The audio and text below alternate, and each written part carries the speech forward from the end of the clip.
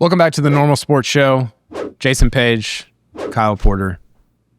We're here again, Jason. Back to back. Yeah. I don't know if we're posting these back to back, but thanks for cut that out. Thanks for ruining our peek behind the curtain. We're going to talk about today's show. It kind of started. It started as a company-wide argument, which sounds a lot more dramatic than it actually it was. But we got in we're doing our annual sort of meetings, get together, planning for the next year, trying not to go out of business, all that. Gotta make money with this. We got into a long argument about strokes gained, the eye test, all kinds of stuff. So we're going to get to that. We basically made an episode where you had questions. So you and I have worked together for almost 5 years now, and we interact almost every day.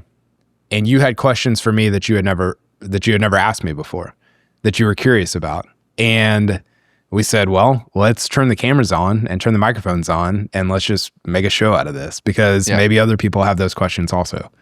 I think we come from very different sides of the golf fandom and golf experience. Yes. Like, you know who won a tournament, and I'm a bit like, let me check my illustrations, let me check the photos, let me check everything. But for me, it's more like, well, whatever. That's how it is. Well, it's very the way that we ingest the golf world is very different. Yeah.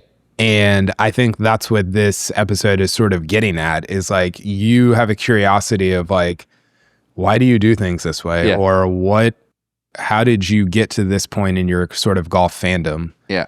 And probably other people have those questions. We'll save the flip side for me asking you those questions for later on. Yeah. But before we get to that, OGIO is presenting today's, I almost said newsletter. They presented a lot of newsletters, but today they're presenting our show. And OGIO, Jason, just dropped their first ever hard side luggage with the Renegade Vault. Like its name suggests, it's a rugged bag and was tested above industry standards for durability. If it's something that carries stuff you really care about, OGIO makes a premium version of it. OGIO built this bag with higher standards because, and this is my favorite part, hard side luggage has gone soft. Boom. I wish I knew who won the Ryder Cup. We're taping this before the Ryder Cup, because I would say kind of like blank.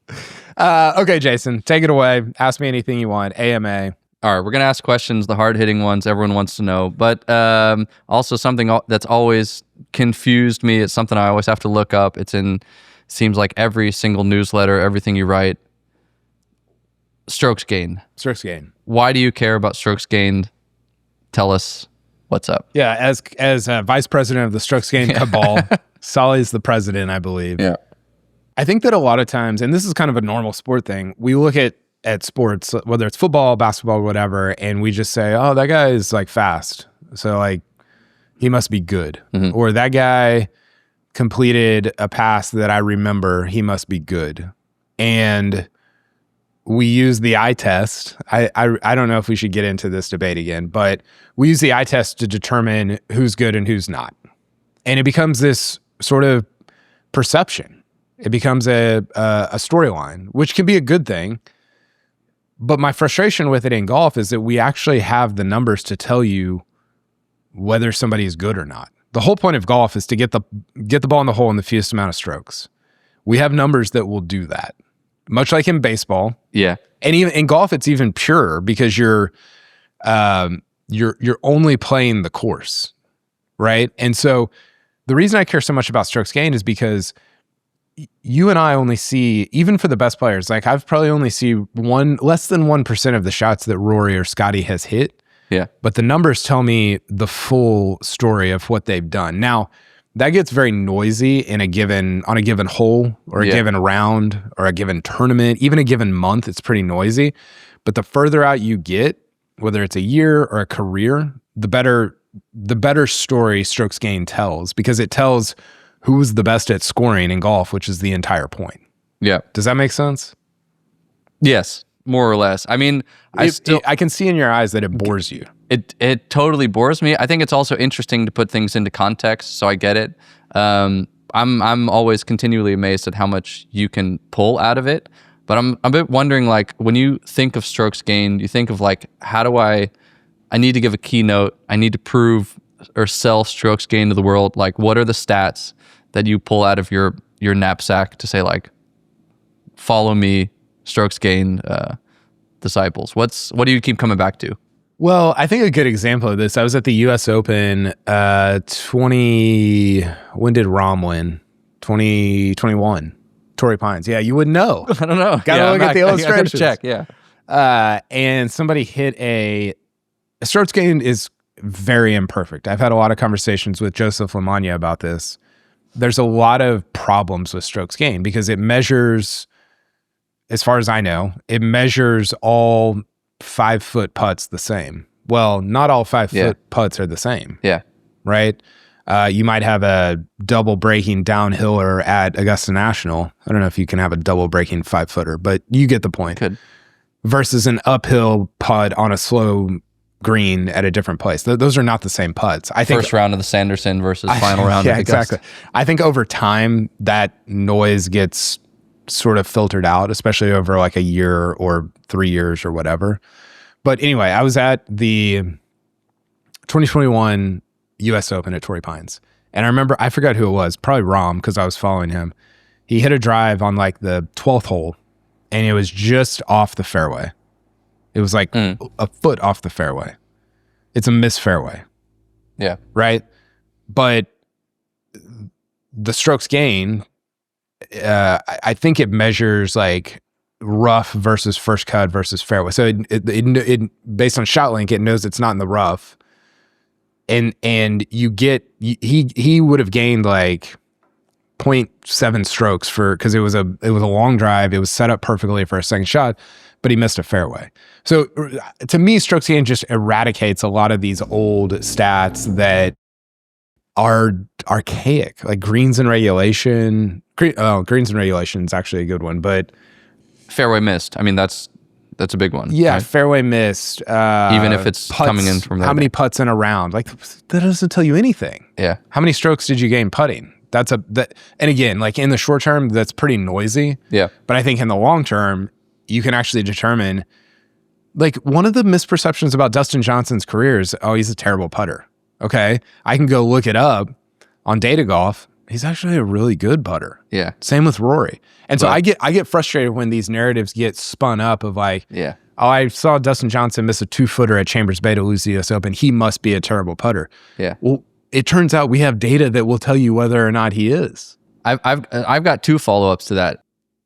Is there a possibility that in addition to strokes gained, they have a category for like the context or the weight of the moment? Is that factored in, or is that not? And Roberto Castro was asking about this on Twitter actually the other day.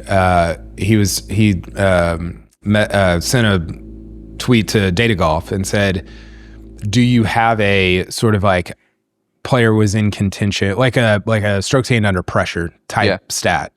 They don't. They could, and I think they should, because I think that would, strokes gained under pressure would actually be more of like an eye test type stat. Yeah. Because you're like, it would be a very small sample size. You're not in contention very often, unless you're Scotty, and it would tell you a lot about like what pressure does to the player. I think it'd be fascinating. Absolutely. But I think we had a long debate before this podcast about the eye test.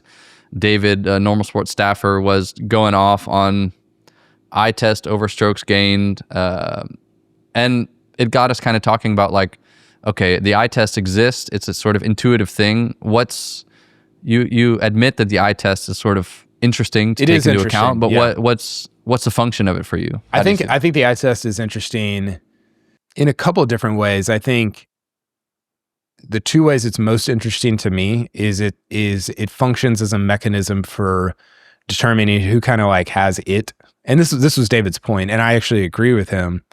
Of like, you just watch Ludwig play Augusta, and you're like, I think he's like the guy. Yeah. You know? And I don't know that stats can always, like, if you just look at a spreadsheet, it's difficult for it to tell you that. And I think the other thing is, when you get into contention, like let's look at Tommy Fleetwood, for example, is like the primary example this year. He got into contention a bunch, and the eye test and the numbers, but the eye test specifically, you watch him and you're like, whew, Dang. I can like see it. I Yeah. remember the putt he hit at Memphis on, I think it was 16 or 17. And you're like, oh my gosh, like that looked awful. Yeah. And so I think the eye test creates a really interesting sort of narrative arc. This goes back to the Moneyball, like, oh, he looks like a baseball player. Yeah. And so I think it creates this really interesting narrative arc that can kind of be played against, like, well, what does the data say? They're all tools. I'm not saying that the eye test is, you should throw it out. I'm not saying that strokes gained is the only thing you should pay attention to. But I am saying that you can't look at like 1% of a player's shots and say that makes up the entire player when we have the data that tells you what that player is. Yeah. But knowing the player's tendencies can also add to the weight of the moment, or like someone coming down the stretch. That also gives the viewer something like, if everyone was playing like Scotty, where's the drama there? Because you know they're all just going to win, or one guy's going to barely win or something. But if you know these characters, which maybe the character is the result of the eye test, like the character tells you what the tendencies are, what could happen down the stretch. It creates like intrigue or drama in the narrative. So every character is a result of the eye test. Yeah. More so than the data. I think the data plays into who that character is, but part of my joy in doing this job is moving characters around, right? Yeah. I think that's what you and I try to do, is like, we feel like we have control of these characters in this universe, and we try to play them against each other over here, or pair them together over here. And I think the eye test is like the majority of the makeup of those characters. Yeah. You mean in terms of like the work that we do, putting Tyrrell Hatton as an Amish guy, or kind of thing? Exactly. So when I think about this all the time with illustrations, when I make a ridiculous thing of like Johnson Wagner or whatever in a new sort of fantasy scenario that I dream up. When you write something about a golfer, are you thinking that they will read it, or are you imagining them reading it? No, not really. I do think I have become more aware of that. I think the reality of the situation is that most of the time we pour so much effort into our work, and what most people do see is a snippet of it, whether it's on Instagram or Twitter or whatever. And so I do have consideration over like, hey, if I write something on Twitter, like Phil Mickelson's probably going to see it. Yeah. Which is weird. And reply. And possibly reply, which is a weird thing. So I become more aware of that.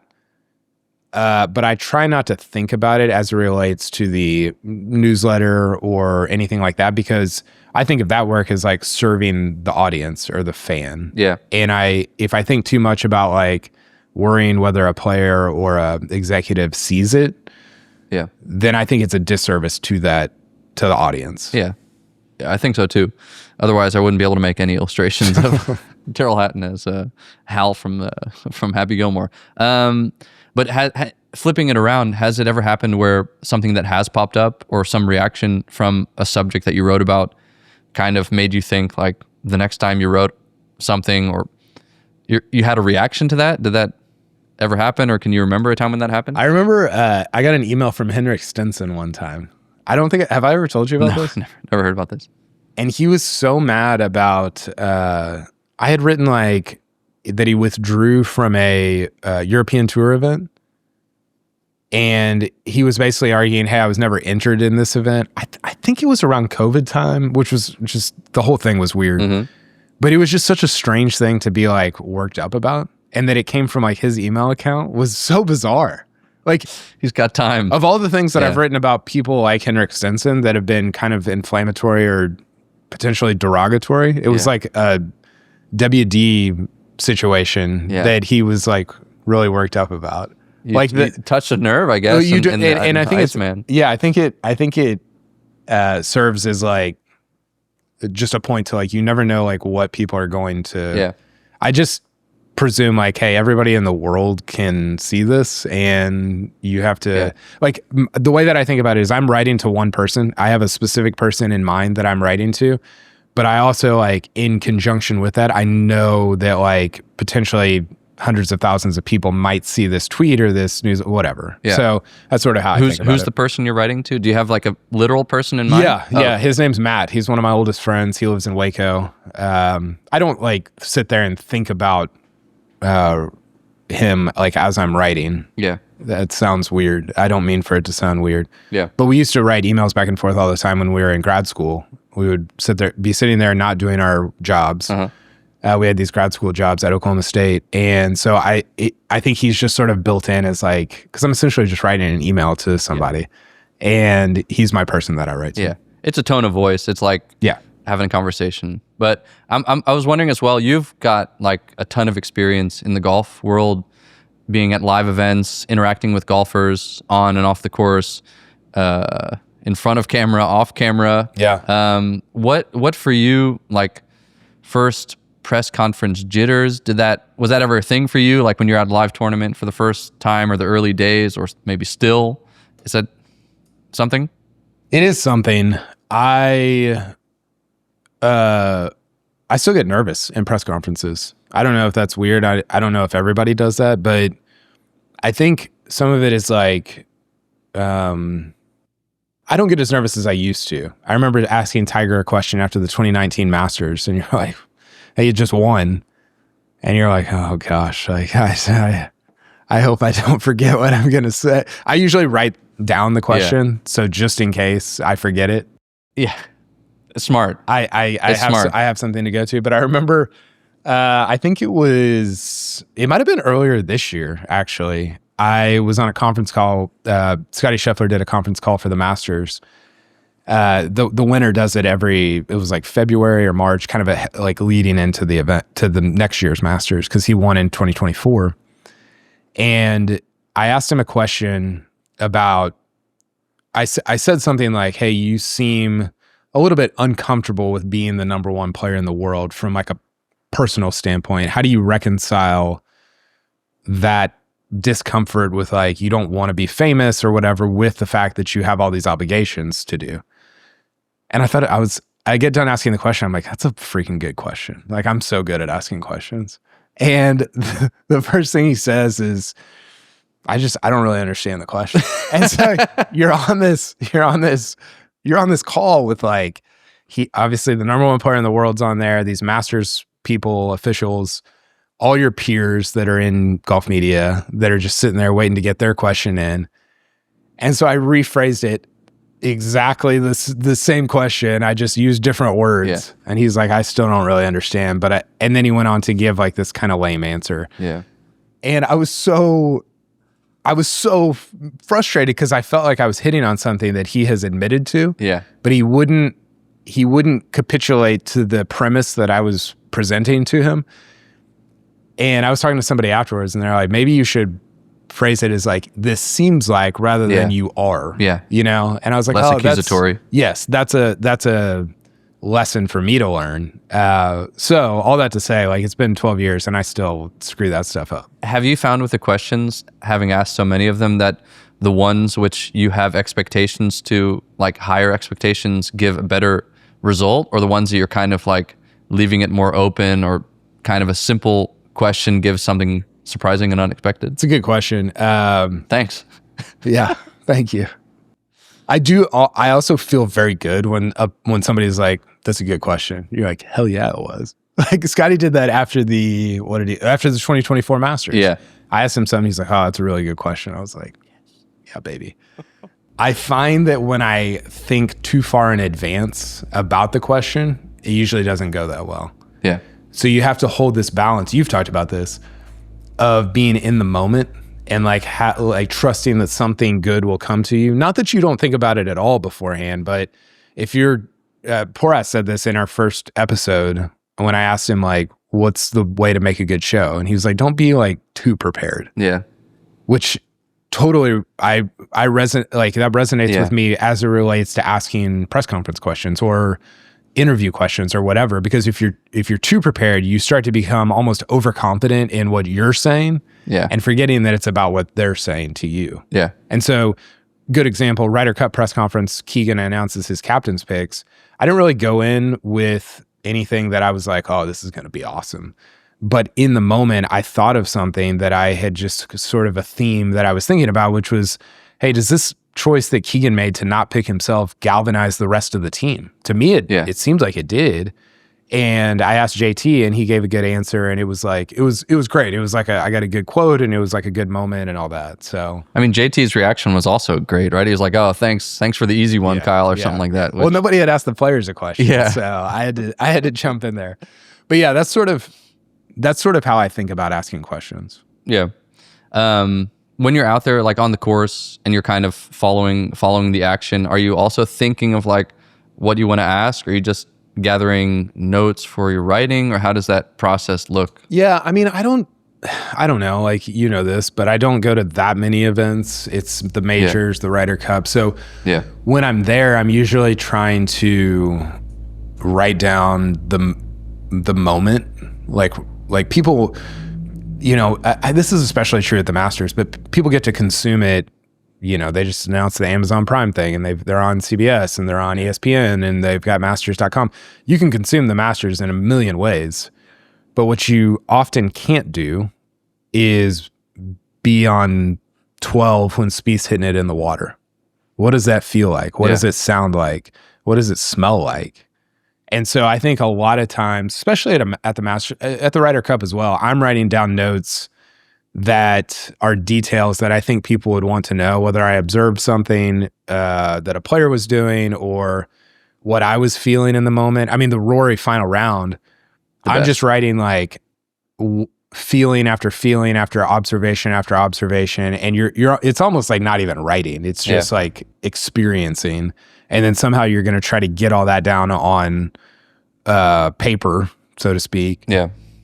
2 hours later. So I'm rarely thinking about future questions, and more so trying to stay in the moment and write like what that moment is. Were there any moments when you were out on the course and you were just totally lost in the actual act of watching golf, and not really thinking of it as like, I have to write something about this, or you just like, lost? It's the moments you would think. Spieth hitting it in the water. Yeah. And then you have to rely on, because later on, I didn't have any notes. Yeah. I'm just like, what was I feeling? What did it smell like? What did it smell like? It smells like fear. That's a KVB line. We've talked about that. It smelled like, the Masters has a unique smell. It's like beer and sweat and the kitty litter. Yeah. And it's like a master smell. It's weird, but it smelled hot.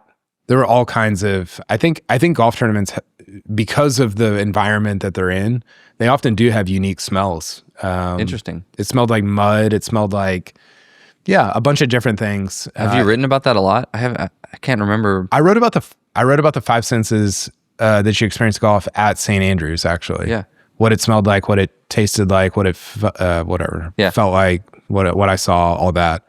I'm actually very proud of. I forget about that piece, but I'm very proud of it, because it was, you know, these tournaments, you do experience them in so many different ways, which is one of the things you and I love about them. Yeah. And so it was cool to write about that at a place that's obviously very special. It's also like it's not really looking at the action, it's looking at the world around the action, which is how do you paint a picture? I think that's often in illustrations. It's not really like, you don't talk about the subject by putting the subject front and center. It's like you gotta kind of noodle your way around it and find another like entrance into the story. All art is observation.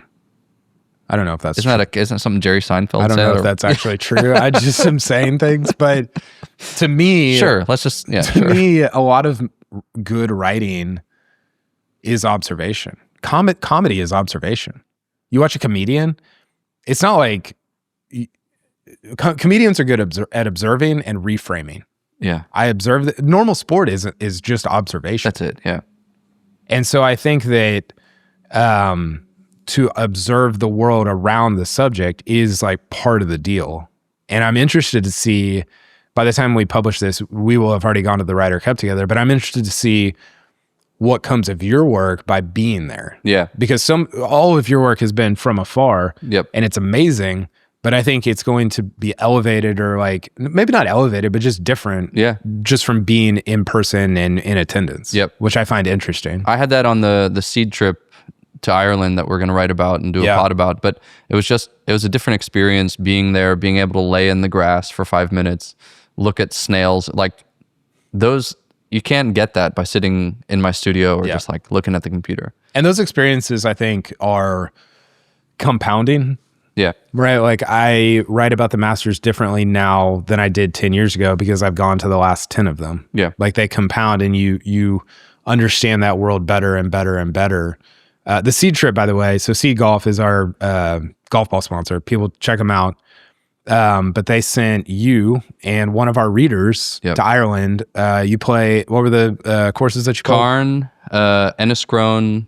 We ended up playing County Sligo from a great guy named Tom from Fescue and Dunes. Yeah. And then we ended up, played those 3 courses. Yeah. So thanks to them for not only sponsoring us this year and taking a chance on us, but putting that trip together. It was awesome. That was, for me, that was a big like test case of just like how it is to have boots on the ground and then really work as an illustrator with live content. I'm so pumped for the ride. I can't wait to see what comes out from the Ryder Cup. That's sort of the surprise of it. But I'm wondering, maybe this is the last question, but what do you think we should cover more of, and what do you think golf media should cover less of? Do you think about that? I am very aware of over covering the subjects that I love, which is Rory, the Ryder Cup, the Masters, and Jordan Spieth. Yeah. And the hits. And Scotty. I get very maybe anxious is the right word about like overdoing those. Mm-hmm. At the same time, they're the most fun for me. And I think they're the ones that people are the most interested in. Yeah. And so I don't know what to do with that. I don't know how to, like, there have been times where I've chosen not to write about Rory because I'm like, gosh, it feels like I'm doing it too often, you know?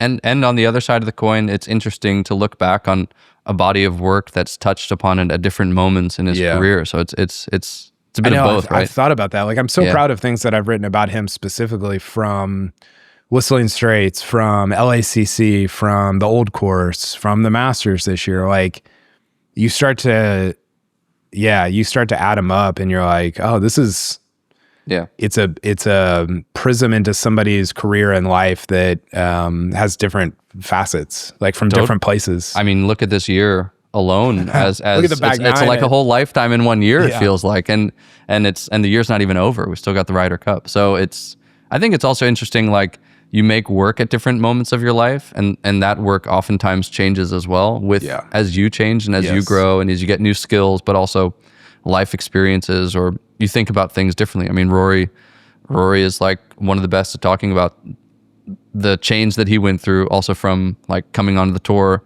and how he needed that time to actually grow into himself and the career that he has now. So, well, it's a good point that you bring that up, because I think the best work that people do is when they bring their own world into it. Not in like a, hey, I'm going to make this about me, but in a, hey, I perceive this way because these last 40 years are true of my life. Yeah. Right? That's the stuff where, because I think if you only interpret things from a distance, it makes it impersonal. Like, I can write about golf in a very impersonal way. Like, here's what happened. Here's some things I observed. But I think it's most compelling to people when I make it personal. Like, hey, here's my, I was always annoyed by broadcasters and media people growing up that were like, oh, I don't really root for a team because I don't have biases. I get what you're saying, but that's not even true. You do have biases. Just tell me what they are, and we can go from there. And I find that to be a much more, or a much less disingenuous way of covering golf. So when people see me write about Rory, they're not coming in with any illusions that it's going to be like the most objective thing in the world. But at least that they have a starting point of like, okay, I know how this guy feels. Like, how am I going to perceive this based on like how he feels about this situation or whatever? So I don't know. Does that make sense? Yeah, totally. I think the Ryder Cup for you has also been kind of like like a road marker Yeah. throughout your career, but also in the careers of the players that you're covering. What's in your radar or on your radar for this year, things that you're looking forward to kind of checking back in with, or storylines that are reoccurring or like kind of brewing in your head? Honestly, and again, this will come out after we've experienced all that, Yeah. which is weird to think about. Yeah. But the Masters and the Ryder Cup are the two like markers in time for me of my life and my career.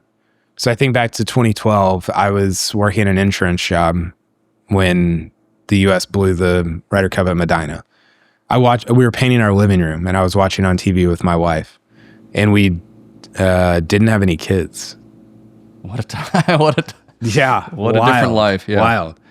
Then I think about 2016, and all of a sudden I'm there with all these friends that I met on the internet, on golf Twitter, you know, and that was so different than 2012. And then 2021, I had sold my Oklahoma State website, and we started Normal Sport we were about to start Normal Sport as a business, as our first book. So that was way different than 2016. And so this one,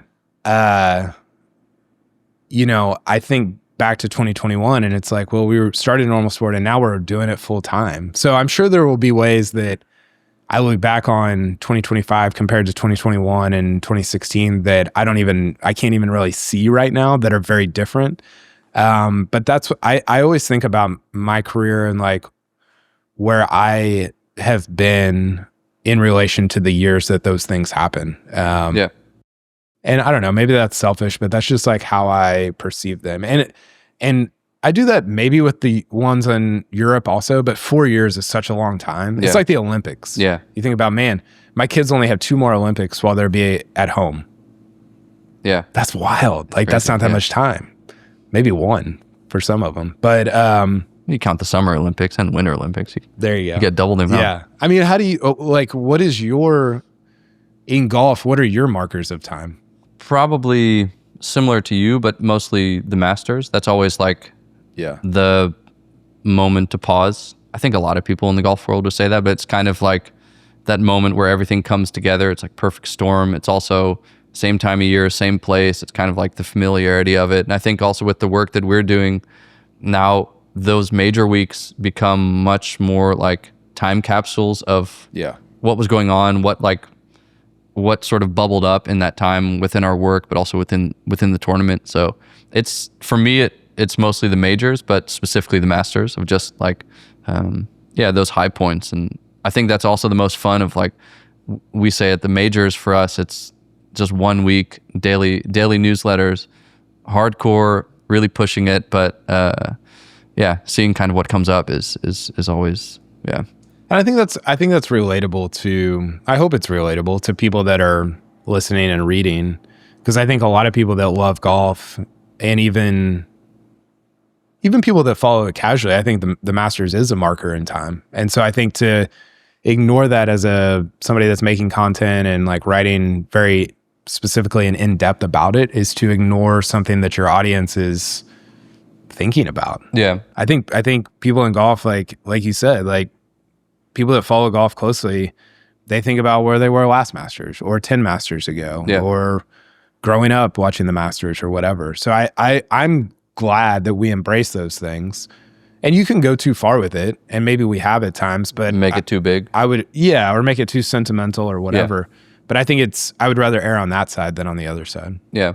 And I think even from a golf media standpoint, I'm excited, like at the Open, just meeting Brendan Porath, you for the first time, of just like having those places as kind of meeting points for people within the industry that we have a lot of interactions, but we never have like time to just be together. Yeah. And I think that time is just so precious. So if those tournaments can kind of like create that time for your internet golf friends or colleagues in the golf business, then I think that's also kind of a cool way of marking the passage of time. Totally. They're gathering places for friendships that are more than colleagues, but maybe less than like day-to-day friends, because you don't see them all the time. And so it's a cool, they're very special weeks. I'm excited. Again, we keep talking about the Ryder Cup, even though it will have been over by a long shot by the time Yeah. this releases, but I'm just excited for you to experience that week because it's always so emotional. It's always so special, and what we'll have to do is, we haven't talked about this, but I have been thinking about it. I'd love to tape a show from Bethpage after we get probably Monday, and just get your reaction and thoughts and your experience. Like, we could do our 5 favorite moments of the week. Doesn't have to be golf. Yeah. And again, that show will release before this one does. So Probably, yeah. we're referencing something that's already out, which is weird. But I'm just so excited for you about that. I'm pumped. Do you think we'll meet Johnson Wagner? I told you this earlier. I have always been this sounds insane. I sound like an insane person. I've seen him in hotels. I've seen him out maybe on the course. I've been starstruck by him to the point that I'm like, I can't go say hi to him. It's Johnson Wagner. It's We'll do it together. 3-time PGA Tour winner Johnson Wagner. Normal sport art hero Johnson Wagner.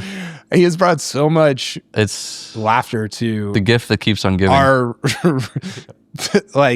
world, and We've got merch coming out with him on it. It's just professional relationship. What a dream. When he threw that ball into the hill at TPC Sawgrass, I thought that was the peak. I laughed.